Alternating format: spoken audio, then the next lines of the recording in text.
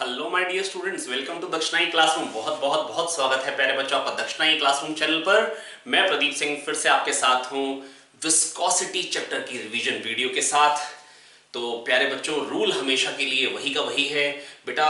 आपको बैठ के वीडियो देखने, लेट के देखने वाले तो बंद करिए वीडियो और आराम से सो ही जाइए। बैठिए, एक एक पॉइंट सुनिए, एक एक पॉइंट नोट करिए और तभी समझ में आ पाएगा, तभी आपका फायदा भी होगा ये रिवीजन वीडियो से, नहीं तो कोई फायदा नहीं होगा। बहुत शॉर्ट क्रिस्प वीडियो है, मतलब हर एक चैप्टर एक एक घंटे के अंदर बेटा आपको रिवाइज करा दिया जा रहा है अप्रोक्सीमेटली, है ना। और साथ में हर एक वैरायटी ऑफ क्वेश्चन को टच किया जा रहा है आपके एग्जाम पॉइंट ऑफ व्यू से। जो भी मतलब इंपॉर्टेंट चीजें हो सकती हैं, जो भी वैरायटी पॉसिबल है, कोशिश करी जा रही है हर वैरायटी को टच किया जाए।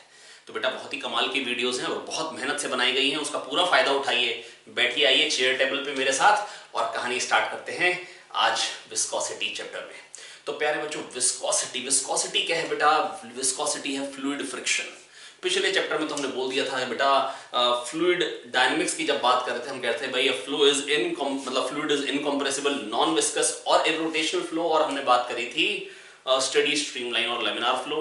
लेकिन यहां पर बेटा हम बात करने वाले हैं अब नॉन विस्कस नहीं है, विस्कस है। कुछ फ्लूइड फ्रिक्शन है जब रिलेटिव मोशन होता है फ्लूइड में। स्टैटिक फ्रिक्शन तो कोई होता ही नहीं है, बता चुका हूं मैं आपको। Fluid is something which can not withstand shearing stress. There is no concept of static friction for fluids, but there is a concept of kinetic friction.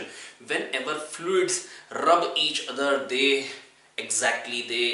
apply force of friction on each other. तो बेटा जब भी अगर fluids के बीच में relative motion होता है तो वहां पर वो एक फोर्स आता है। कैसे मालूम चलता है? एक बार की बात है, मैंने बोट को लात मारी, थोड़ी दूर जाके रुक गई, चम्मच से पानी को घुमाया, छोड़ा, थोड़ी देर बाद रुक गया, है ना। तो बेटा ये हमको यहां से पता लग जाता है। आप अपने हाथ को ही चलाइए पानी के अंदर, है ना, तो आपका हाथ रुक जाता है ना। आपको फील होगा एक फोर्स आ रहा है बैकवर्ड डायरेक्शन में, and that is viscous force, and that is viscous force, है ना। तो बेटा अब ये विस्कस फोर्स का मैग्नीट्यूड कितना है, सबसे पहली बात मेरे को आपको यही बतानी है। तो आइए देखिए बेटा, ये एक प्लेट है, लेट से मेरे पास ये एक प्लेट है ना। और इस प्लेट को लेट से मैं पुल कर रहा हूं, है ना। इस प्लेट को अगर मैं पुल कर रहा हूं v वेलोसिटी से, है ना, और यहां पर ये बेसिकली एक सपोज कर लीजिए एक रिवर है ना। तो इसमें फ्लूइड, जब मैंने इसको v वेलोसिटी से पुल किया तो ये नीचे वाली लेयर को, अपनी लेयर को, नीचे वाली को पुश करेगी अपने साथ चलने के लिए। और जब वो चलेगी तो वो अपने से नीचे वाली को पुश करेगी, और जब वो चलेगी वो अपने से नीचे वाली को पुश करेगी। और थोड़े टाइम बाद कुछ ये कंडीशन आ जाएगी बेटा, जो ग्राउंड के साथ लेयर है वो तो रेस्ट पे ही रहेगी, वो तो चिपकी हुई है। और जो लेयर प्लेट के साथ चिपकी हुई है, ए एरिया की प्लेट के साथ, वो तो v से मूव करेगी ही करेगी। और ये इस तरीके का वेलोसिटी प्रोफाइल बन के आ जाएगा। मतलब ऊपर जाते जाते वेलोसिटी बढ़ती जा रही है, ऊपर जाते जाते वेलोसिटी बढ़ती जा रही है, ऐसा वेलोसिटी प्रोफाइल बन के आ जाएगा। और अब होगा क्या बेटा, ये जस्ट मैं अगर एक बात बोलूं, ये वाली लेयर इस पे पीछे को फोर्स लगाएगी, और ये वाली लेयर इंटर्न इस पे इक्वल एंड अपोजिट रिएक्शन आगे को लगाएगी। ये वाली लेयर अपनी नीचे वाली को आगे को पुश करेगी, और ये इंटर्न इस पे पीछे को फोर्स लगाएगी। तो बेटा ये सारे एक्शन रिएक्शन पेयर हैं, ये सारे फोर्स का सम 0 हो जाएगा। क्या आप ये बात समझ पा रहे हैं? नहीं समझ पा रहे? बिल्कुल समझ पा रहे हैं। पर बेटा अगर मैं इस प्लेट की बात करूं, इस पे पीछे को फोर्स आ रहा है, तो चलाए रखने के लिए इस पे एक आगे को फोर्स लगाना पड़ेगा। कितना?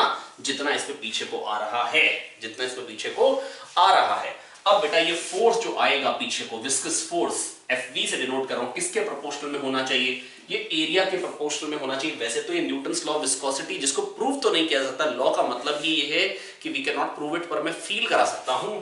जितना एरिया ज्यादा होगा बेटा, वो उतने ज्यादा मॉलिक्यूल से जुड़ा होगा, उतने कोहेसिव फोर्सेस ज्यादा होंगे, वो उतने को ड्रैग कर रहा होगा आगे को, है ना। और बेटा सोचो, अगर दोनों लेयर बराबर वेलोसिटी से चल रही हो, है ना, तो खाली वो अपने से नीचे वाले मॉलिक्यूल्स को मतलब जुड़ा हुआ है, लेकिन ड्रैग नहीं कर रहा है।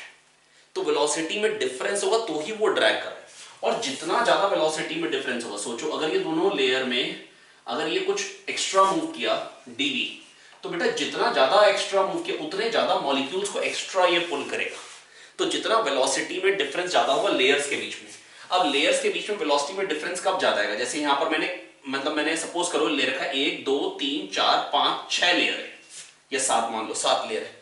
और सपोज करो इसी के बदले मैं इसी वेलोसिटी के लिए मैं मानता कि डेप्थ ऑफ रिवर कम है, और लेयर जो है सपोज करो वो 3 ही लेयर्स हैं, वही वेलोसिटी मैं ड्रॉ कर देता हूं यहां से लेके यहां तक, और अब 3 ही लेयर बना रहा हूं। अब देखिए डिफरेंस कितना आएगा। अब डिफरेंस जो आ रहा है वो ज्यादा दिख रहा है, यहाँ पे डिफरेंस जो दिख रहा है वो कम दिख रहा है।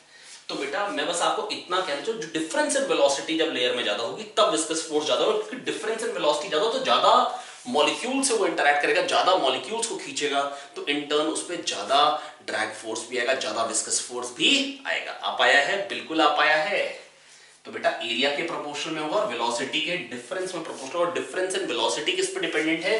जितनी वेलोसिटी ज्यादा होगी, सपोज करो यहां पर वेलोसिटी इसके बदले ये होते हैं, तो बेटा अब क्या आता है डिफरेंस? अब ये डिफरेंस ये आता। तो वेलोसिटी ज्यादा होगी तो डिफरेंस ज्यादा आएगा, और अगर डेप्थ कम होगी तो डिफरेंस ज्यादा आएगा। डेप्थ ज्यादा थी तो डिफरेंस कम था, डेप्थ कम हो गई तो डिफरेंस बढ़ गया। ईटा ए वी बाई एल, और v बाई एल को मैं बोल सकता हूं v चेंज आया l लेंथ में, तो 1 में कितना चेंज आया v बाई एल, या dv बाई dy भी बोल देते हैं, या dv बाई dx भी बोल देते हैं अगर इसको x बोला तो fv अब is equals to constant of proportionality eta a v by L या eta a dv by dx और dv by dy, whatever you say it, है ना, या भी एक्सेस को आप क्या कहना चाह रहे हो। तो बेटा ईटा A DV by D x, तो बेटा this is Newton's law of viscosity, थोड़ा सा कोशिश करी फील कराने की, है ना।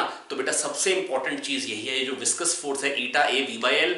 लेकिन ईटा ए वी बाई एल तभी यूज कर सकते हैं जब ऐसा लीनियर प्रोफाइल हो, लेकिन अगर कोई कह दे कि जो प्रोफाइल है वो कुछ पैराबोलिक है, तो ईटा A DV by D Y अलग अलग जगह पे, अलग अलग वाई पे जो विस्कस फोर्स आ रहा होगा लेयर्स के बीच में, वो क्या होगा? Eta A DV by D Y, eta A DV by D Y. और जो लेयर्स के बीच में विस्कस फोर्स है, जैसे जो बॉडी है जिसको हम चला रहे हैं उस पे एक लेयर चिपकी हुई है, उस पे जो विस्कस फोर्स आ रहा है वो लेयर्स के बीच में कह लो या वो बॉडी पे कह लो, बात एक है ना। तो उसको चलाए रखने के लिए कभी कोई पूछे कितना फोर्स चाहिए, जितना विस्कस फोर्स आ रहा है उतना ही चाहिए।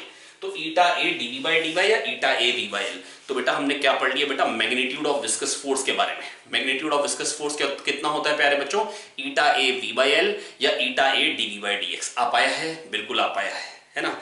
नीट और मेंस में तो ज्यादातर ईटा ए वी बाई एल से ही काम बन जाता है ना। पर जेई एडवांस की अगर बात करूं तो वहां पर तो ईटा A DV by D x. तो अगर आप नीट की तैयारी कर रहे हैं तो इस बात को स्किप करिए। तो चलिए आइए देखते हैं इस पे एक क्वेश्चन, है ना बेटा। ये एक इंक्लाइन प्लेन है ना, और ये उस पे एक फ्लूइड की लेयर है ना, जिसकी थिकनेस मान लीजिए t है। अब यहां पे एक ब्लॉक रख दिया इसके ऊपर। अब बेटा जब ये चलेगी, इसका एरिया मान लीजिए a है बॉटम सरफेस का, तो बेटा जब हम इसको छोड़ेंगे तो मोशन कैसा आएगा इसका? बेटा सोच के देखिए, जैसे ही मैं इसको रखूंगा सबसे पहले जो फोर्स आएगा वो mg sin थीटा आएगा, और जब ये चलने लगेगी v वेलोसिटी से तो ईटा ए वी बाई एल, लेकिन यहाँ पे फ्लूइड की जो थिकनेस है वो तो t है, तो ईटा ए वी बाई टी।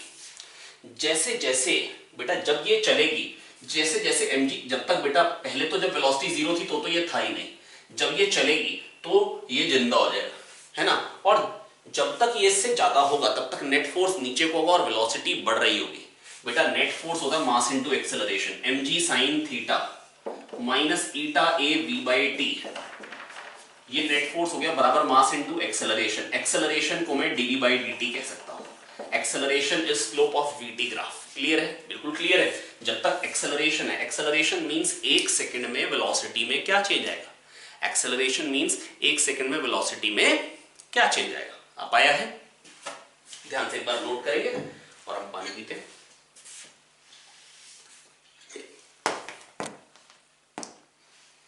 तो mg sin theta minus eta A V by T, ये हो गया टोटल फोर्स बराबर मास इनटू एक्सेलरेशन। तो जैसे जैसे जब तक नेट फोर्स नीचे को होगा तब तक एक्सेलरेशन होगा और वेलोसिटी बढ़ रही होगी, और वेलोसिटी बढ़ेगी तो नेट फोर्स कम होने लग जाएगा। नेट फोर्स कम, एक्सेलरेशन कम, वीटी ग्राफ की स्लोप कम। तो अगर कोई पूछेगा वीटी ग्राफ किस टाइप का आना चाहिए? जैसे जैसे वेलोसिटी बढ़ेगी वैसे वैसे वीटी ग्राफ की स्लोप घटेगी। जैसे जैसे वेलोसिटी बढ़ेगी वीटी ग्राफ की स्लोप घटेगी। कैसे पता लग रहा है? वेलोसिटी बढ़ रही है, एक्सेलरेशन कम हो रहा है, acceleration slope of VT graph, तो स्लोप कम हो रही है। आई होप मैं आपको समझा पाया। ठीक है, तो बेटा ये एक बात हुई बेटा acceleration slope of VT graph. अगर इतना भूल गए तो काइनेमैटिक्स का बेटा ग्राफ वाला पोर्शन एक बार रिवाइज करेंगे। ठीक है, अब बेटा ये आ गया है। अब ज्यादातर जो हमको क्वेश्चन आएगा वो यही आएगा कि बताइए वेलोसिटी इतनी, एक्सेलरेशन क्या होगा? तो mg sin theta minus eta A V by T बराबर ma कर लेंगे, a निकाल लेंगे। और दूसरा पार्ट हमसे पूछा जाता है टर्मिनल वेलोसिटी बताइए। टर्मिनल वेलोसिटी मतलब जब बढ़ बढ़ के कांस्टेंट हो जाती है वेलोसिटी, जब बढ़नी बंद हो जाती है। जब वेलोसिटी नहीं बढ़ रही तो एक्सेलरेशन जीरो हो गया, तो mg sin theta minus eta A v by T, है ना, इसको जीरो कर दीजिए और यहां से v निकाल लीजिए। कितना आ जाएगा mg sin theta, terminal velocity आ रही mg sin theta into T by eta A. खत्म।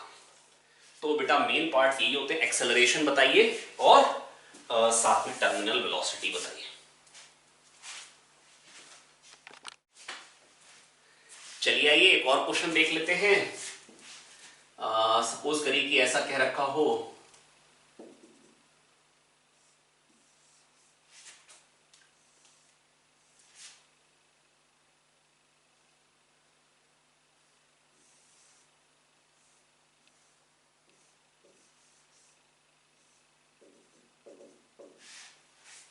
ठीक है, ऐसे दो ब्लॉक्स हैं, दोनों का मास m है, दोनों का बेस एरिया a है, कोफिशिएंट ऑफ विस्कोसिटी दोनों फ्लूइड का ईटा है, थिकनेस दोनों जगह लेयर की t है। अब बेटा जब मैं इसको छोड़ूंगा तो हमसे पूछ सकते हैं बताइए टर्मिनल वेलोसिटी क्या आएगी इस केस में। इस केस में टर्मिनल वेलोसिटी और ये एंगल क्या है theta, mg sin theta. Terminal velocity मतलब वेलोसिटी बढ़नी बंद हो गई है, तो यहां से विस्कस फोर्स आएगा जिसकी वैल्यू क्या होगी, विस्कस फोर्स ऊपर लिख देता हूं, ये टेंशन, और विस्कस फोर्स यहां पे ऊपर लिख रहा हूं ईटा ए v बाई टी, और यहां पे टेंशन इस पे आगे को आएगी, और जो इस पे विस्कस फोर्स आएगा वो कितना आएगा ईटा ए v बाई टी। देखिए प्यारे बच्चों, किसी भी वेलोसिटी v पे अगर एक्सेलरेशन पूछेंगे तो कैसे निकालेंगे, mg sin theta minus viscous force minus T plus T minus viscous force. तो mg sin theta minus eta A v by T minus T plus T minus T plus T minus eta A v by T, ये हो गया total force. दोनों पे मिला के total force ले लिए, टोटल फोर्स क्या है m1 plus m2 that is 2m into a। तो अगर वेलोसिटी गिवन होगी या तो एक्सेलरेशन पूछेंगे, और टर्मिनल वेलोसिटी का मतलब वेलोसिटी बढ़नी बंद हो गई, acceleration is zero. From here we can calculate terminal velocity जिसकी वैल्यू क्या निकल के आ रही है, जिसकी वैल्यू निकल के आ रही है mg sin theta t by 2 eta. Clear है, बिल्कुल क्लियर है, कोई दिक्कत की बात नहीं है। आई होप बच्चों मैं आपको समझा पा रहा हूं। इस तरीके के नॉर्मल क्वेश्चंस आते हैं जो कि बड़े आराम से हम कर पाएंगे। ठीक है, ऐसा करते हैं जो जे एडवांस के पॉइंट ऑफ व्यू से बेटा एक बहुत ही अच्छा एक कॉम्प्रिहेंशन है मेरे पास, जितना भी मैंने अभी तक पढ़ा दिया है उस पर बेस्ड है ना, ताकि अगर आप वो देख लेंगे तो बस मैं आपको इतना श्योरिटी से कह सकता हूं फिर कोई भी क्वेश्चन आ जाए आपके पास विस्कोसिटी का, आप बड़े आराम से कर पाएंगे। तो चलिए ये रहा कॉम्प्रिहेंशन आपके सामने। अब बेटा देखो एक चीज होती है कि मतलब हमने जब भी बेटा अभी तक हमने विस्कस फोर्स निकाला तो कंडीशन क्या थी, मतलब जो प्लेट थी वो ए एरिया की स्ट्रेट थी। क्या स्ट्रेट चीज पे ही विस्कस फोर्स हमेशा निकालने को आएगा, है ना। हमारे कोर्स में बेटा खाली स्ट्रेट चीज पे नहीं, गोल चीज पे भी है। जैसे अगर मान लो कोई स्फेरिकल बॉडी है और किसी लिक्विड में अगर जा रही है v वेलोसिटी से, है ना, v वेलोसिटी से अगर जा रही है विद रिस्पेक्ट टू फ्लूइड, मैं फिर से बोल दे रहा हूं v वेलोसिटी से जा रही है विद रिस्पेक्ट टू फ्लूइड, मतलब आप कह सकते हैं v रिलेटिव है, मतलब ये v नहीं, ये v रिलेटिव है, relative velocity with respect to fluid. या अगर किसी कंटेनर में तो कंटेनर की रिस्पेक्ट में, है ना। तो बेटा जो इस पे फोर्स आएगा, इस पे जो विस्कस फोर्स आएगा वो बेटा हम एक्सपेरिमेंटली निकालते हैं जिसकी वैल्यू होती है -6 pi eta are V relative, -6 pi eta are V relative. ये आती है प्यारे बच्चों में, कितनी आती है -6 pi eta are V relative. ठीक है, मतलब ये माइनस क्या बता रहा है, वी रिलेटिव के अपोजिट डायरेक्शन में। देखो अभी तक जब भी मैंने निकाला तो बेटा हर जगह बेटा ईटा के प्रोपोर्शनल था, डायमेंशन तो आ ही रहा था एरिया, है ना। तो यहाँ पे रेडियस आ रहा है बेटा, ये हम एक्सपेरिमेंटली निकालते हैं, आता है -6 pi eta are V relative. कितना आता है प्यारे बच्चों, -6 pi eta are V relative, and this is known as Stokes law. ठीक है, मैं प्रूफ नहीं कर सकता हूं, है ना, डायमेंशनली हल्का सा आपको दिखा सकता हूं, लेकिन उससे कोई खास फायदा होगा नहीं। तो गोल बॉडी अगर बेटा पानी में जा रही है, बस कंडीशन ये होती है जो पानी जिस मीडियम में है, जो मीडियम है उसका बेटा डायमेंशन बहुत बड़े हैं इसके कंपैरिजन में। ऐसा नहीं कि आप एक बॉटल ले लो और बॉटल में इतनी बड़ी बॉल ले लो, तो तो इस पे जो विस्कस फोर्स आएगा वो -6 pi eta are V relative नहीं। अगर कोई क्वेश्चन अगर देगा और कह देगा assume Stokes law is applicable, तो फिर हम कह देंगे -6 pi eta are V relative. ठीक है, तो प्यारे बच्चों स्टोक्स लॉ बेटा क्या है बेटा, अगर कोई v रिलेटिव वेलोसिटी v से अगर ऑब्जेक्ट जा रहा है विद रिस्पेक्ट टू फ्लूइड, तो उस पे जो विस्कस फोर्स आएगा वो आएगा -6 pi eta are V relative. ठीक है, इन जनरल तो फ्लूइड रेस्ट पे ही होगा, इन जनरल तो फ्लूइड रेस्ट पे ही होगा। पर अगर मान लीजिए कोई ऐसी कंडीशन दे दे, है ना, कि अगर ये v से जा रहा है बॉल और ये कंटेनर है काफी बड़ा है, ये कंटेनर 3v से जा रहा है, मतलब फ्लूइड जो वो 3v से जा रहा है, तो विस्कस फोर्स कितना आएगा, तो रिलेटिव वेलोसिटी क्या हो जाएगी बेटा, फ्लूइड की रिस्पेक्ट में वेलोसिटी क्या हो जाएगी, हम अपनी वेलोसिटी पलट के अपोजिट डायरेक्शन में दे देते हैं, तो रिलेटिव वेलोसिटी जो आ गई, जो रिलेटिव वेलोसिटी आ गई, v रिलेटिव जो निकल के आ रहा है इस सिचुएशन में, वो 3v minus v that is 2v आ गया। और रिलेटिव वेलोसिटी के अपोजिट डायरेक्शन में आता है विस्कस फोर्स, जिसकी वैल्यू होती है, मैग्नीट्यूड होता है 6 pi eta are v relative which is 2v, तो ये आ जाएगा 12 पाई ईटा आर। अगर पानी जो है वो 3v से जा रहा है नीचे, है ना, पानी जो था वो 3v से जा रहा था, है ना, बॉल v से जा रही थी, तो रिलेटिव वेलोसिटी क्या हो जाएगी बेटा 2v ऊपर को, तो विस्कस फोर्स नीचे को आएगा, है ना, और बेटा वो कितना आएगा, रिलेटिव वेलोसिटी 2v, तो 6 pi eta R 2v that is 12 pi eta R, है ना। ये इन जनरल बच्चे गलती कर जाते हैं बेटा, -6 pi eta are v relative होता है, ये याद रखिए, है ना। In general 6 pi eta are v बोलते बोलते बच्चे भूल जाते हैं, तो वेक्टर फॉर्म में क्या बोलेंगे, -6 pi eta are v relative, where v relative is the relative velocity with respect to fluid. ठीक है, आई होप मैं आपको समझा पाया हूं।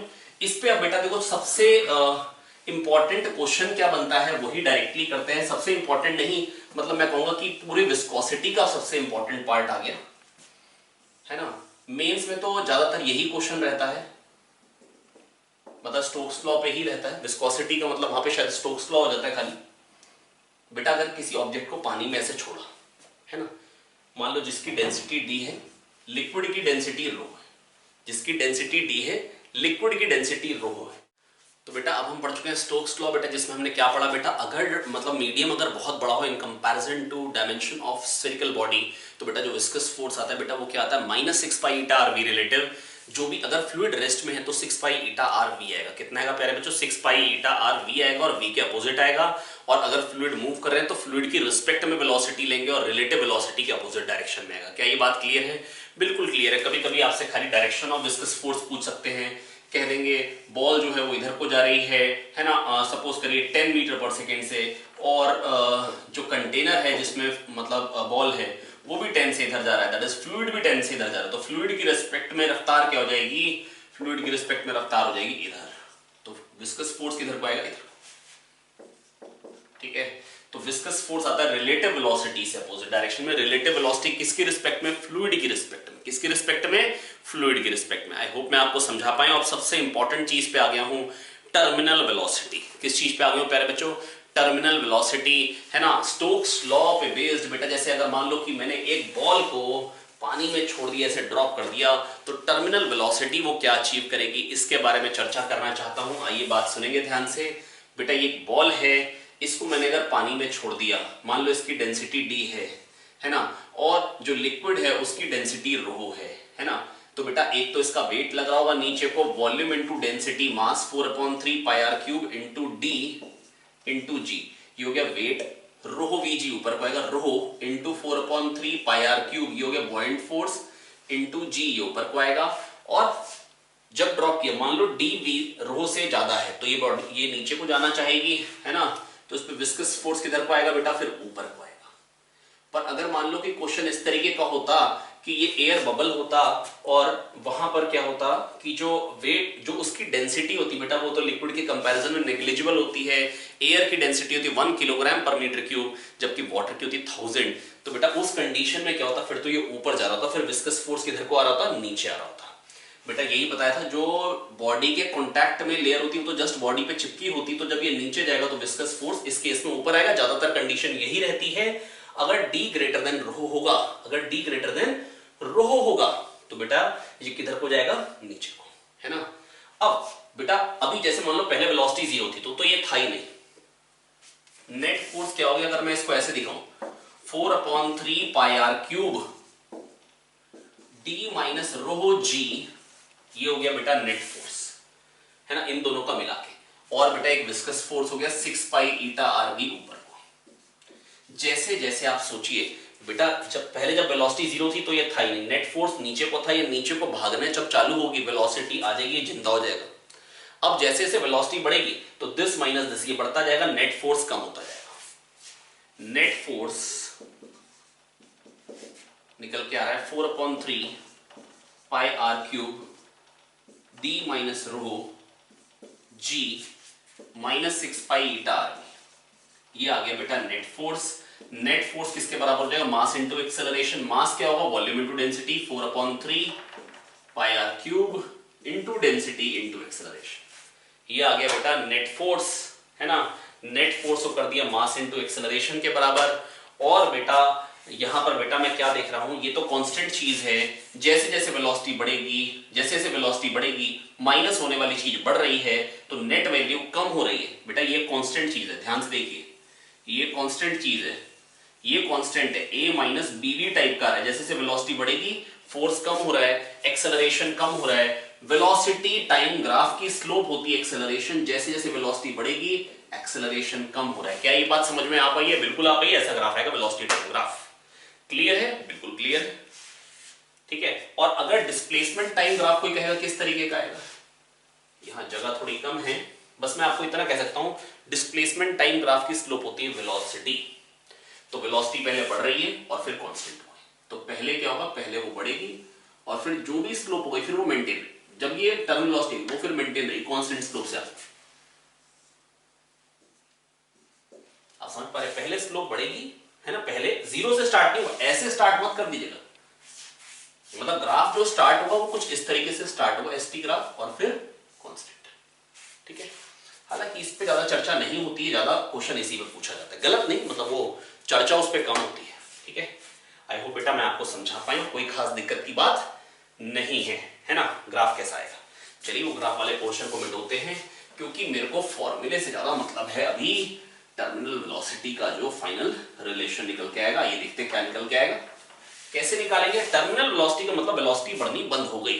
बेटा जैसे पानी की बूंद आसमान से चलती, कभी ऐसा थोड़ी ना होता है बेटा, अगर आप v² = u² + 2as से निकाले वेलोसिटी, अगर मान लो 2 किलोमीटर ऊपर से भी बारिश की बूंद आ रही है, आपकी बॉडी में छेद कर दे, है ना, मतलब निकलते बाहर घर से निकले, अगर बारिश हो रही है तो तुरंत आत्महत्या हो जाएगी, प्राण निकल जाएगा भैया, है ना। लेकिन ऐसा होता है ना, ऐसा बिल्कुल नहीं होता है। तो इसका मतलब क्या है कि वेलोसिटी एक टाइम के बाद नहीं बढ़ती, क्योंकि जब वो बारिश की बूंद चलती है वेलोसिटी बढ़ती जाती है तो बेटा विस्कस फोर्स बढ़ता जाता है। एक टाइम आता है विस्कस फोर्स वेट के बराबर हो जाता है और फिर वेलोसिटी और नहीं बढ़ती है, जिसको बोलते हैं टर्मिनल वेलोसिटी। जिसको निकालने का तरीका क्या हो, वेलोसिटी नहीं बढ़ रही, एक्सेलरेशन जीरो, यहां से वेलोसिटी की वैल्यू निकाल लीजिए। अगर आप टर्मिनल वेलोसिटी निकालेंगे, थोड़ी सी मशक्कत खुद से करिए, इसको जीरो करिए। अच्छा 6 पाई ईटा आरवी को आर कैपिटल कर दीजिए, क्योंकि यहां पे भी कैपिटल है, तो ये निकल के आएगा 2/9 r² d minus rho ji by eta. 2/9 r² d minus rho ji by eta, साथ साथ बोलेंगे 2/9 r² d minus rho ji by eta. अरे बोल लो भैया 2/9 r² d minus rho ji by eta, याद हो गया? बिल्कुल हो गया, कोई दिक्कत की बात नहीं है, ठीक है। तो ये याद हो जाना चाहिए। अगर कोई कह दे कि अगर लिक्विड की डेंसिटी ज्यादा होती तो फिर ये ऊपर जा रहा होता, है ना, तो फिर ये चीज ज्यादा होती, ये छोटा होता, फिर 6 पाई ईटा आरवी नीचे को आ रहा था। बस यहां पर d माइनस रो के बदले रो माइनस डी आया था। और कभी कभी क्वेश्चन ऐसा आएगा कि d या तो बहुत बड़ा होगा रो से, या कभी रो आएगा बहुत बड़ा d से, तो दूसरे को निगलेक्ट करना होगा। चलिए आइए ऐसा करते हैं, इसी के कुछ क्वेश्चंस कर लेते हैं, ताकि कॉन्सेप्ट बिल्कुल दिमाग में मतलब बिल्कुल छप जाए, कोई भी चीज मतलब मिस ना हो जाए, है ना। तो आइए इसके 2-3 क्वेश्चंस करते हैं टर्मिनल वेलोसिटी पे, और फिर कहानी आगे बढ़ाई जाए।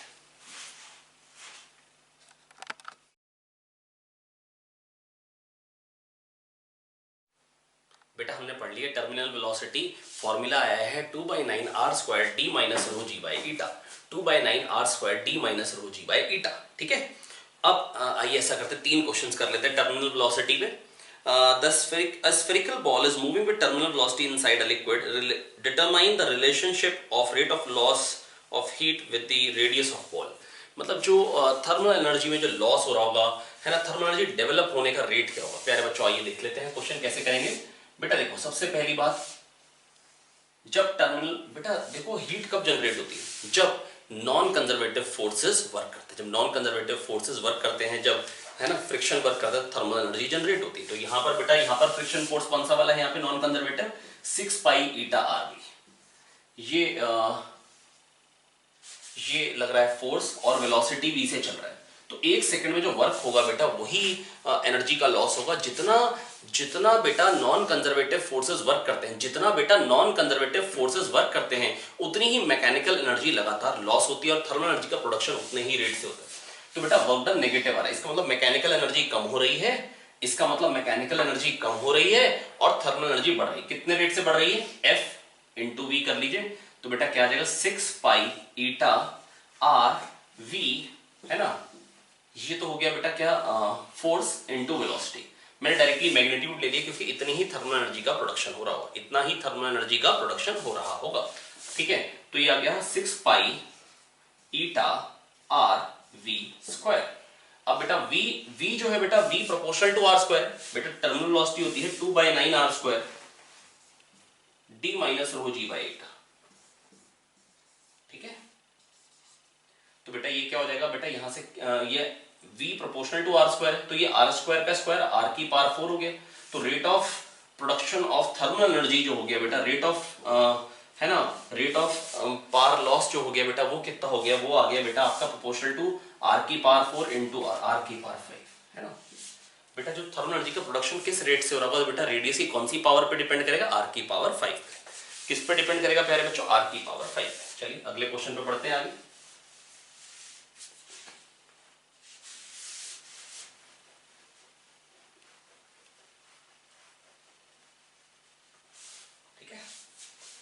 चलिए देखिए अगला क्वेश्चन क्या है, कह रहे a drop of water of radius 0.0015 millimetre is falling in air, coefficient of viscosity is 1.8 into 10 की power -5, what will be the terminal velocity of drop.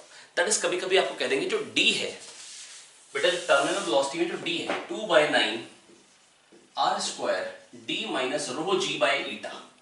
अब बेटा एयर में है तो बेटा देखो, अब एयर की डेंसिटी नहीं दी है, अगर आप निकालना चाहो तो निकाल सकते हो एयर की डेंसिटी बेटा, वो मतलब जो लिक्विड की डेंसिटी होगी उसके कंपैरिजन में नेग्लिजिबल होगी, तो इसको आप इग्नोर कर देंगे। टर्मिनल वेलोसिटी पूछिए कैसे करेंगे, 2/9 r स्क्वायर, रेडियस आपको दे रखा है 1.5 इंटू 10, रेडियस आपको कितना दे रखा है बेटा ड्रॉप का 0.0015 मिलीमीटर, तो इंटू 10 की पावर -3, दैट इज 1.5 इंटू 10 की पावर -6, ये हो गया रेडियस, इसका square 2/9 r square. d density दे रखी है बेटा आपको 10 की पावर 3, है ना। g हो गया 10 बाई ईटा, ईटा आपको दे रखा है 1.8 इंटू 10 की पावर -5।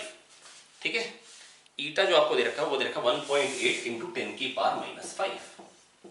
ठीक है, और यहाँ पे आप बेटा सबकी जब वैल्यूज पुट कर लेंगे तो आपको मिल जाएगा 2.72 इंटू 10 की पावर -4 मीटर पर सेकेंड। ठीक है, मैंने कैलकुलेशन करी नहीं क्योंकि मतलब खाली टाइम वेस्ट हो, खास बड़ी कैलकुलेशन है नहीं, आप लोग कर सकते हैं खुद से। तो प्यारे बच्चों मैं बस आपको इतना बताना चाह रहा था, ये क्वेश्चन कराने के पीछे लॉजिक क्या था।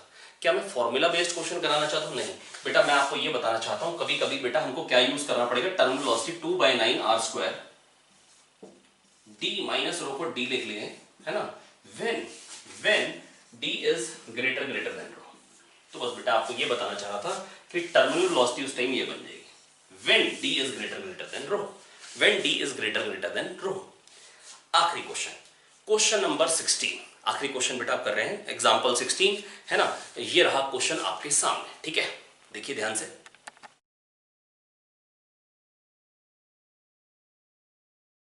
आइए फटाफट से क्वेश्चन रीड कर लेते हैं पहले। A metallic sphere of radius 10 की पावर -3 मीटर, ठीक है, रेडियस देखा 10 की पावर -3 मीटर, डेंसिटी 10 की पावर 4 किलोग्राम पर metre cube, enters a tank of water after a free fall through a distance of h meters in the earth's gravitational field। h metre ऊपर से free fall हुआ और बेटा आके पानी में गिर रहा है टैंक में। if its velocity remains unchanged after entering the water, what is the value of h। ईटा दिया है, g दिया है, डेंसिटी ऑफ वाटर दी। बिल्कुल बेकार क्वेश्चन है प्यारे बच्चों। देखो टर्मिनल वेलोसिटी पे नेट फोर्स 0 होता है और वेलोसिटी कांस्टेंट होती है। इसका मतलब जब वो एंटर कर रहे हैं, कह रहे हैं जब वो पानी में एंटर करी बॉल h हाइट गिर के तो वेलोसिटी चेंज नहीं हुई। इसका मतलब जब वो एंटर कर रहा है जो उसकी वेलोसिटी है √2gh, वो बेसिकली टर्मिनल वेलोसिटी के बराबर है, that is 2/9 r square d minus row g by eta के बराबर है। अब बेटा ईटा आपको पता है, r आपको पता है, d आपको पता है 10 की पावर 4, ये 10 की पावर 3, ये 10 ईटा दे रखा है, g 10 है, h एक ही अननोन है बेटा, वो निकालना है आपको, है ना। जो आप कैलकुलेट करेंगे तो बेटा यहाँ पे कैलकुलेशन बहुत ही सिंपल है, सारी चीजें बहुत ही सिंपल वैल्यूज दे रखी हैं। आइए वैल्यूज एक एक करके पुट करते हैं। ये h तो निकालना है, तो ये हो गया √20h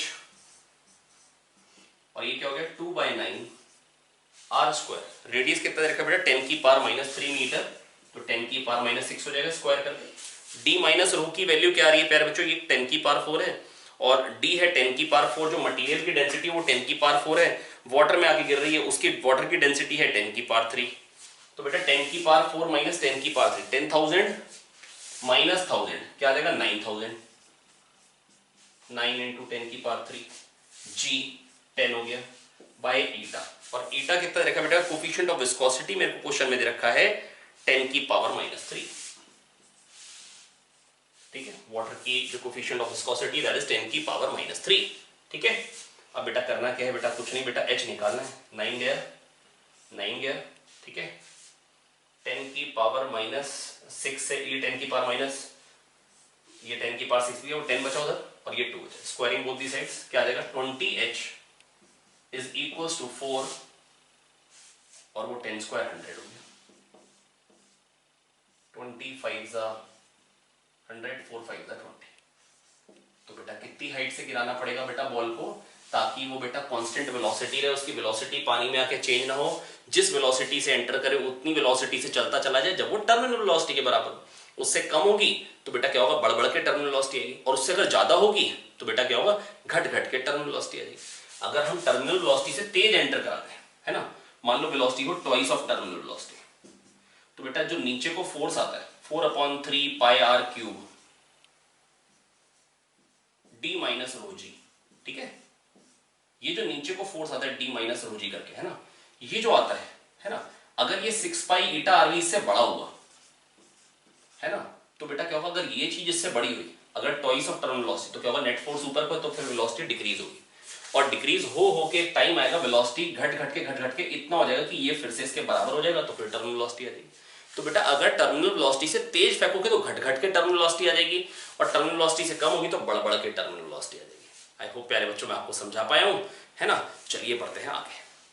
अच्छा, जस्ट ईटा का यूनिट जो होता है बता देता हूं। ईटा के दो यूनिट होते हैं, पॉइजली और पॉइस। एसआई यूनिट होता है पॉइजली, एमकेएस यूनिट पॉइजली, और सीजीएस यूनिट क्या होता है, पॉइस, छोटा यूनिट। और 1 पॉइजली होता है 10 पॉइस, 1 पॉइजली 10 पॉइस, 1 पॉइजली 10 पॉइस, है ना। आप चाहें तो यूनिट्स एंड डायमेंशन की मदद से कर सकते हैं बेटा। F इक्वल टू ईटा है V/N, तो ईटा क्या निकल के आ रहा है, F mlt -2 into L upon area L square, velocity LT -1 गया, ml -1 t -1, ml -1 t -1। तो बेटा जो MKS यूनिट है, SI यूनिट है ना, जो है जिसको हम पॉइजली नाम दे रहे हैं, वो एक्चुअली है क्या, 1 किलोग्राम पर मीटर पर सेकेंड। तो 1 किलोग्राम पर मीटर पर सेकेंड इज इक्वल्स टू, अगर सीजीएस यूनिट में कन्वर्ट कर रहा हूं, 1 kilogram is 1000 gram, 1 metre is 100 centimetre inverse पर सेकेंड। तो बेटा ये जो चीज है 1 किलोग्राम पर मीटर पर सेकेंड, दिस इज 1 पॉइजली। और कितना आ रहा है बेटा, ये 100,000 अपॉन 100 क्या हो जाएगा 10 ग्राम पर सेंटीमीटर पर सेकेंड, दिस इज पॉइज। तो 1 पॉइजली इज 10 पॉइज, ठीक है। जस्ट बच्चों एक चीज आप नोट डाउन कर लीजिए, coefficient of viscosity decreases with increase in temperature for liquids and increases with increase in temperature for gases. अब बेटा कभी कभी होता क्या है, आप टैप चलाएं तो बहुत खूबसूरत से ट्रांसपेरेंट तरीके से पानी आता है, बिल्कुल लेमिनार फ्लो होता है, तमीज से आता है। और कभी अगर टैप की मतलब आप ओपन ज़्यादा कर दें तो वेलोसिटी इतनी होती है, भड़बड़ करके आता है, उसको बोलते हैं टर्बुलेंट फ्लो। तो बेटा पाइप में कभी कभी जो होता है बेटा, जो पाइप में फ्लो हो रहा होता है, कभी लेमिनार भी होता है और कभी टर्बुलेंट भी होता है ना। जिसको जब आप इंजीनियरिंग कॉलेज में जाएंगे तो ऐसे एक्सपेरिमेंट्स करेंगे, है ना, कि एक पाइप होगा, उसमें क्या होगा, हम एक नोजल होगी जिससे हम क्या कर रहे होंगे, इंक डाल रहे होंगे लगातार, ठीक है, इंक डाल रहे होंगे, और पानी की वेलोसिटी के साथ इसको, पानी की वेलोसिटी हम बड़ा घटा सकते हैं, पीछे पंप लगा होगा तो आप देखेंगे जब वेलोसिटी कम होगी तो इंक बिल्कुल स्ट्रेट ऐसे जाएगी, लेकिन अगर वेलोसिटी की लिमिट से ज्यादा बढ़ जाए तो ये इंक क्या होगा, मिक्स होनी चालू हो जाएगी, दैट इज टर्बुलेंट फ्लो गया, लेयर्स में फ्लो नहीं होगा।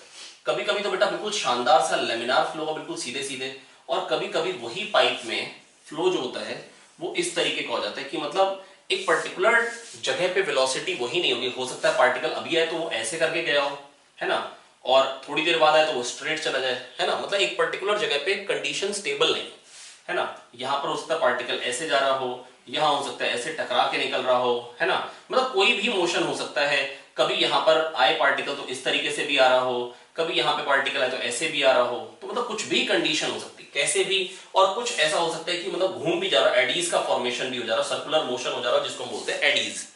तो ये होता है बेटा टर्बुलेंट फ्लो, और जब तमीज से स्ट्रेट स्ट्रेट फ्लो हो रहा है ना, लेयर्स की इंटरमिक्सिंग नहीं हो रही तो उसको हम बोलते हैं लेमिनार फ्लो, है ना, जिसको बेटा यहाँ पर ना रेनॉल्ड्स साहब ने समझाया कि कैसे हमको पता लगेगा कि फ्लो जो है वो लेमिनार है या टर्बुलेंट है। देखो टर्बुलेंट होने से फायदा और मतलब लेमिनार या टर्बुलेंट होने से फायदा नुकसान क्या है, लेमिनार हो तो स्ट्रेट जा रहा है आराम से, और ऐसे आके अगर पाइप को हिट कर रहा है और बहुत ज्यादा तेजी से हिट कर रहा है, अगर इधर मोमेंटम था पार्टिकल्स का और इधर हुआ तो इसका मतलब क्या, इस पे फोर्स आया होगा, और अगर बहुत ज्यादा वेलोसिटी होगी वो फोर्स इतना भी हो सकता है कि पाइप फट भी जाए। तो लेमिनार होने से बेटा स्टेबल भी है, जो पाइप है उसके बल्ज होने की वगैरह की टेंडेंसी नहीं है, ठीक है।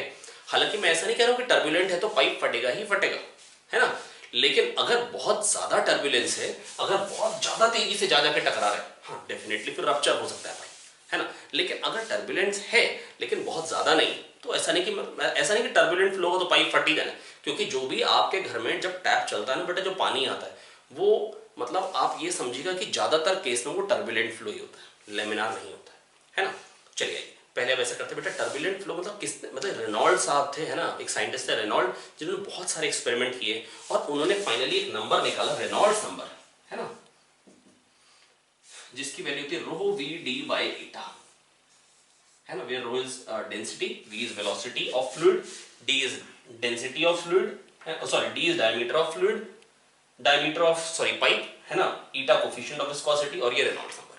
प्लीज मेरी बात सुनिए, इन्होंने क्या किया, इन्होंने एक मतलब काफी सारी मेहनत करके इन्होंने एक नंबर निकाला रो वी डी बाई ईटा, है ना, और इन्होंने देखा ये जो मतलब ये जो डायमेंशनलेस नंबर आ रहा है रो वी डी बाई ईटा, इन्होंने देखा कि भले आप पानी फ्लो कराओ एक पाइप में या शहद फ्लो कराओ, जब वेलोसिटी बढ़ा बढ़ा के मान लो इसकी वैल्यू 1500 हुई तो टर्बुलेंट होने लगा फ्लो पानी के लिए, तो शहद के लिए भी जब आपने वेलोसिटी निकाली जिस पे टर्बुलेंट होने लगा, जिस पे जिस वेलोसिटी के बाद टर्बुलेंट हो जाए उसको हम बोलते हैं क्रिटिकल वेलोसिटी, वो वेलोसिटी जिस तक लेमिनार रहेगा उसको हम बोलते हैं क्रिटिकल वेलोसिटी, जिस वेलोसिटी के बाद टर्बुलेंट हो जाए या maximum velocity up to which the flow will remain streamline is known as critical velocity, जिसके बाद उसके बाद टर्बुलेंट हो जाए। तो उन्होंने क्या किया, वेलोसिटी बढ़ा के देखा कि जो ये जो नंबर आया शहद के लिए या पानी के लिए सेम आया, ये एक्सपेरिमेंटली देखा, है ना, और ये पर्टिकुलर ये जो टॉपिक है ये बेटा मेंस का टॉपिक है, कई बार इस पे क्वेश्चंस आ जाते हैं, है ना। अब होता क्या है, रेनॉल्ड्स नंबर की जो वैल्यू होती है बेटा अगर 2000 से ज्यादा आ जाए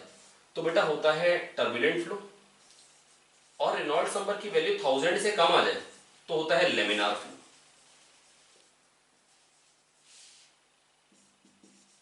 और 2000 से ज्यादा है तो होता है टर्बुलेंट, और बीच में होता है अनस्टेडी, है ना, मतलब आप कह नहीं सकते क्या होगा बीच में जो होगा, आप कह नहीं सकते कि क्या होगा, टर्बुलेंट होगा या स्टेडी हो सकता है, कभी लेमिनार हो जाए कभी टर्बुलेंट। तो 1000 से 2000 में क्या होगा, कुछ भी, है ना, अनस्टेबल, मतलब कभी लेमिनार भी हो सकता है कभी टर्बुलेंट भी हो सकता है ना, लेकिन 2000 से ऊपर पक्का कह सकते हैं और 1000 से नीचे पक्का कह सकते हैं।